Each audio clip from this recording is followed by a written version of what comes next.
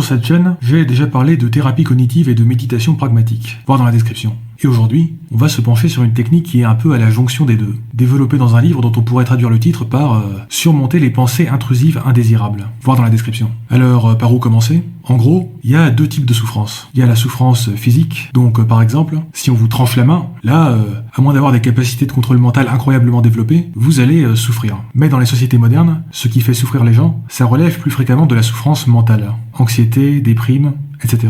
Et l'idée de base des thérapies cognitives, c'est que la souffrance mentale ne sort pas de nulle part. Elle est toujours la conséquence de nos pensées. Donc là, vous vous dites « Ah, super, merci Captain Obvious ». Sauf que le truc ici, c'est qu'on a beaucoup plus de marge de manœuvre pour contrôler nos pensées que pour contrôler, par exemple, les signaux nerveux de la douleur physique. Et une première étape pour mieux contrôler ses pensées, c'est de ne pas les prendre trop au sérieux. Comment ? La déprime et l'anxiété, c'est des sujets très sérieux, non ?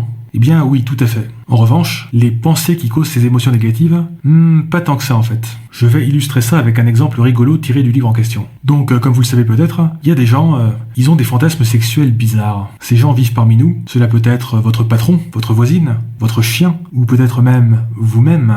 Et donc, si par exemple on marche dans la rue et qu'un fantasme sexuel bizarre se forme dans notre cerveau, en gros, il y a deux façons de réagir. La première, c'est de se dire « Tiens, j'ai encore eu ce fantasme sexuel bizarre. Intéressant, lol ». Et la deuxième, c'est de se dire « Non, mon Dieu, pourquoi est-ce que j'ai ce genre de pensée? Qu'est-ce qui cloche avec moi? Suis-je un monstre ?» Et ça illustre bien les deux attitudes qu'on peut avoir face à nos pensées. La deuxième personne, là, elle prend cette pensée de fantasme sexuel bizarre vachement au sérieux. Elle pense que ça dit quelque chose de profond et d'important sur elle, ce qui l'envoie directement dans un cercle vicieux d'angoisse et d'autoflagellation. Alors que la première personne, elle considère juste cette pensée comme une curieuse flatulence cérébrale, et peut donc la laisser filer sans trop de problème. Ou pas, mais ça vous regarde.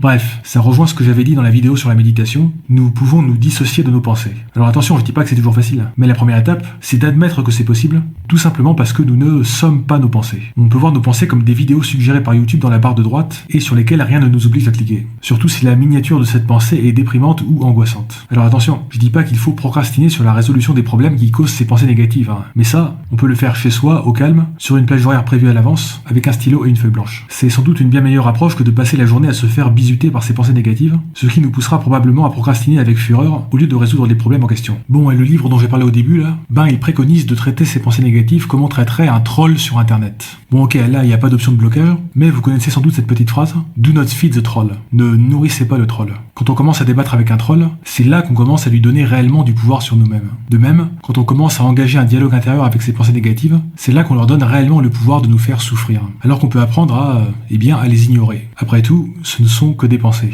Vous n'êtes pas obligé de débattre avec le premier troll venu sur internet, et vous n'êtes pas non plus obligé de vous débattre avec la première pensée négative qui se forme dans votre cerveau. Et en passant, tout comme les trolls, les pensées négatives ne respectent pas les règles d'un débat constructif. Pour elles, tous les coups sont permis. Du coup, si vous commencez à vous débattre avec vos pensées négatives, très probablement, vous allez vous faire avoir. Alors bien sûr, tout ça demande de l'entraînement. Et en passant, l'exercice de méditation dont j'ai parlé dans une vidéo précédente, c'est une forme d'entraînement pour apprendre à ignorer sélectivement certaines pensées. Mais la première étape, encore une fois, j'insiste là-dessus, c'est de désacraliser nos pensées. Non, les pensées ne font pas intrinsèquement partie de nous-mêmes, elles ne disent pas forcément quelque chose de profond et d'important sur nous-mêmes, ce sont juste, des pensées. Et comme pour les vidéos YouTube, on peut cliquer dessus ou bien les ignorer. Et à force de les ignorer, peut-être qu'elles vont finir par disparaître de notre système de recommandation intérieur. Après, on peut également défaire proactivement ces pensées négatives, avec des exercices d'écriture par exemple, voir dans la description. Mais ça, il faut le faire dans un contexte où on est en position de force par rapport à nos pensées. Par exemple, le soir, chez soi, quand on a une heure de libre, avec un fichier texte ouvert. En revanche, quand vous essayez de dormir le soir, ou quand vous marchez dans la rue, là, ce sont les pensées négatives qui sont en position de force. Et dans ce cas, la meilleure chose à faire,